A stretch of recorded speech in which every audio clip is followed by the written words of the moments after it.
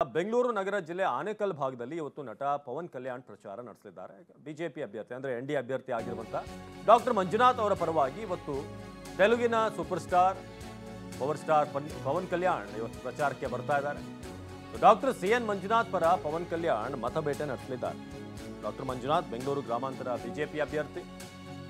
ಬಿದರಗುಪ್ಪೆ, ಅತ್ತಿಬೆಲೆ, ಚಂದಾಪುರ, ಹೆಬ್ಬಗೋಡಿಯಲ್ಲಿ ಇಂದು ಪ್ರಚಾರ ನಡೆಸಲಿದ್ದಾರೆ. ಬಿದರಗುಪ್ಪೆಯಲ್ಲಿ ಅಲ್ಲಿಂದ ಬೈಕ್ ರ್ಯಾಲಿಯ ಮೂಲಕ ರೋಡ್ ಶೋ ನಡೆಯಲಿದೆ. ಜನಸೇನಾ ಪಕ್ಷದ ಸಂಸ್ಥಾಪಕ, ಈ ಬಾರಿ ಎನ್ಡಿಎ ಜೊತೆಗೆ ನಿಂತಿರುವಂತಹ ಪವನ್ ಕಲ್ಯಾಣ್ ಬೆಂಗಳೂರಲ್ಲಿ ಪ್ರಚಾರ ನಡೆಸಲಿದ್ದಾರೆ. ಸೊ ಡಾಕ್ಟರ್ ಸಿಎನ್ ಮಂಜುನಾಥ್ ಪರ ಪವನ್ ಕಲ್ಯಾಣ್ ಮತಬೇಟೆ. ಸೊ ಬೇರೆ ಆಂಧ್ರ ಭಾಗದ ತೆಲುಗಿನ ಮತದಾರರಿರುವಂತಹ ಕ್ಷೇತ್ರಗಳಲ್ಲಿ ಹೆಚ್ಚಾಗಿ ತೆಲುಗು ನಟರು ಬಂದು ಪ್ರಚಾರ ಮಾಡೋದನ್ನು ಹಿಂದೆ ಕೂಡ ನಾವು ಗಮನಿಸಿದ್ದೇವೆ. ಇಲ್ಲಿ ಬಿದರಗುಪ್ಪೆ, ಅತ್ತಿಬೆಲೆ, ಚಂದಾಪುರ, ಹೆಬ್ಬಗೋಡಿಯಲ್ಲಿ ಈಗ ಪ್ರಚಾರ ಮಾಡೋದಕ್ಕೆ ಇವತ್ತು ಭಾನುವಾರದ ದಿನ ಪವನ್ ಕಲ್ಯಾಣ್ ಅಲ್ಲಿ ಬರ್ತಾ ಇರುವಂಥದ್ದು ಈ ಪ್ರಚಾರದ ಮೆರುಗನ್ನು ಹೆಚ್ಚಿದೆ ಅಂತ ಹೇಳ್ಬೋದು. ಜೊತೆಗೆ ಪವನ್ ಕಲ್ಯಾಣ್ ಅವ್ರನ್ನ ನೋಡಬೇಕು ಅಂತ ಬರುವಂಥ ಒಂದಷ್ಟು ಫ್ಯಾನ್ಸ್ಗಳು ಕೂಡ ಅಲ್ಲಿ ಬರುವಂತಹ ನಿರೀಕ್ಷೆ ಇದೆ. ತಾಯಿಯಾಗಲು ಪ್ರಯತ್ನಿಸಿ ವಿಫಲರಾಗ್ತಿದ್ದೀರಾ? ನೋವ ಐವಿಎಫ್ನ ನುರಿತ ಫಲವತ್ತತೆ ತಜ್ಞರನ್ನ ಭೇಟಿಯಾಗಿ ಉಚಿತ ಸಮಾಲೋಚನೆಯನ್ನ ಪಡೆಯಿರಿ. ಸೊ ಡಾಕ್ಟರ್ ಸಿಎನ್ ಮಂಜುನಾಥ್ ಪರ ಇವತ್ತು ನಟ ಪವನ್ ಕಲ್ಯಾಣ್ ಪ್ರಚಾರ ನಡೆಸಲಿದ್ದಾರೆ.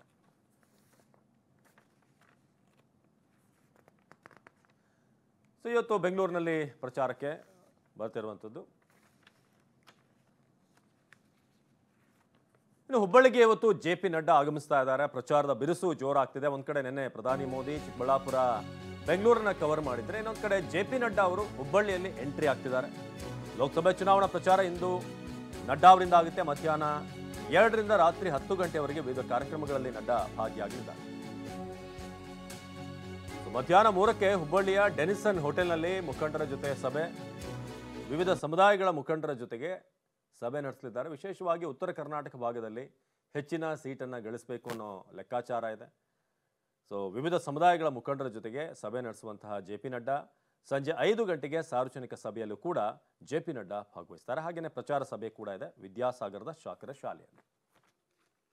ಇದೀಗ ಎಲೆಕ್ಷನ್ ಸೆಂಟರ್ನಲ್ಲಿ ಬೆಂಗಳೂರಿನ ಒಂದು ಅಪ್ಡೇಟ್ ಅನ್ನ ನೀಡಬೇಕು. ಬೆಂಗಳೂರಿನಲ್ಲಿ ನಿರಂತರವಾಗಿ ಒಂದಲ್ಲ ಒಂದು ಅಗ್ನಿ ಅವಘಡ ಆಗ್ತಾ ಇದೆ. ಈಗ ಮತ್ತೊಂದು ಅಂಥದ್ದೇ ಘಟನೆ ಬೆಳಕಿಗೆ ಬಂದಿದೆ.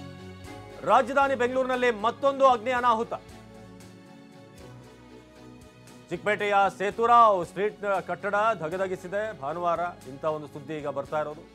ಬಾಲಾಜಿ ಪ್ಲಾಸ್ಟಿಕ್ ಬಿಲ್ಡಿಂಗ್ನ 3 ಅಂತಸ್ತಿನಲ್ಲಿ ಬೆಂಕಿ. ಪ್ಲಾಸ್ಟಿಕ್ ಪೇಪರ್ ಪ್ಲೇಟ್ ಇರಿಸಿದಂತ ಗೋದಾಮಿದು, ಅದು ಕಂಪ್ಲೀಟ್ ಆಗಿ ಭಸ್ಮ ಆಗಿದೆ. ತಡರಾತ್ರಿ 3 ಗಂಟೆ ಸುಮಾರಿಗೆ ಸಂಭವಿಸಿದಂತ ಅನಾಹುತ. ಬೆಂಗಳೂರಿನಲ್ಲಿ ಮತ್ತೊಂದು ಅಗ್ನಿ ಅನಾಹುತ ಆಗಿದೆ. ಇಲ್ಲಿ ಇದು ಪ್ಲಾಸ್ಟಿಕ್, ಹಾಗೇನೆ ಒಂದಷ್ಟು ಪೇಪರ್ ವಸ್ತುಗಳು ಅಲ್ಲಿ ಜೋಡಿಸಿಡಲಾಗಿತ್ತು. ಈಗ ನಿಮಗೆ ದೃಶ್ಯಗಳನ್ನ ತೋರಿಸ್ತಾ ಇದ್ದೀವಿ. ಈ ರೀತಿಯಾಗಿ ಮತ್ತೊಂದು ಅನಾಹುತ ಬೆಂಗಳೂರಿನಲ್ಲಿ ನಿರಂತರವಾಗಿ ನಡೀತಾ ಇದೆ. ಚಿಕ್ಕಪೇಟೆಯ ಸೇತುರಾವ್ ರಸ್ತೆಯಲ್ಲಿ ಸ್ಟ್ರೀಟ್ನಲ್ಲಿ ಈ ಕಟ್ಟಡ ಇರೋದು. ಇಲ್ಲಿ ಈಗ ಬೆಂಕಿ ಕಾಣಿಸ್ಕೊಂಡಿದ್ದು ಅಗ್ನಿಶಾಮಕ ದಳ ಈಗ ಬೆಂಕಿ ನಂದಿಸುವಂಥ ಕೆಲಸದಲ್ಲಿ ನಿರತರಾಗಿದೆ. ಇತ್ತೀಚೆಗೆ ಒಂದು ಟೈರ್ ಸಂಬಂಧಪಟ್ಟಂಥ ಒಂದು ಗೋದಾಮ್ನಲ್ಲೂ ಕೂಡ ನಾವು ಇಂಥದ್ದೇ ಬೆಂಕಿಯನ್ನು ಕಂಡಿದ್ವಿ. ಆನೇಕಲ್ನ ಆದಂಥ ಪಟಾಕಿ ದುರಂತ ಇರಬಹುದು. ಅದಾದ ನಂತರ ಬೆಂಗಳೂರಿನ ಕೋರಮಂಗಲ ಭಾಗದಲ್ಲಿ ಪಬ್ನ ಟಾಪ್ ಫ್ಲೋರ್ನಲ್ಲಿ ಆದಂಥ ಬೆಂಕಿ ದುರಂತ, ಹಜ್ ಭವನದಲ್ಲಿ, ಹಾಗೆಯೇ ಈಗ ಮತ್ತೊಂದು ದುರಂತ ನಾವು ನೋಡಿದ್ವಿ. ಹಿಂದೆ ಟಿಂಬರ್ ಲೇಔಟ್ ಇಲ್ಲಿ ಈ ಭಾಗದಲ್ಲೂ ಕೂಡ ಆಗಿತ್ತು. ಸೊ ಅಗ್ನಿಶಾಮಕ ಸಿಬ್ಬಂದಿ ಇದೀಗ ಅಗ್ನಿ ಅಲ್ಲಿ ನಂದಿಸುವಂಥ ಕೆಲಸವನ್ನು ಮಾಡ್ತಾ ಇದ್ದಾರೆ.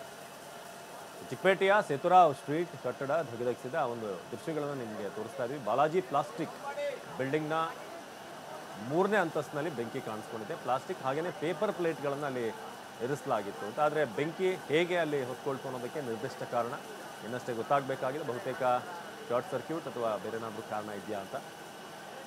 5 ಅಗ್ನಿಶಾಮಕ ದಳ ವಾಹನಗಳು ಸ್ಥಳಕ್ಕೆ ಕೂಡಲೇ ದೌಡಾಯಿಸಿವೆ. ಬೆಂಕಿಯನ್ನು ನಂದಿಸೋದಕ್ಕೆ ಈಗ ಸಿಬ್ಬಂದಿ ನಿರಂತರವಾಗಿ ಪ್ರಯತ್ನ ಪಡ್ತಿದ್ದಾರೆ.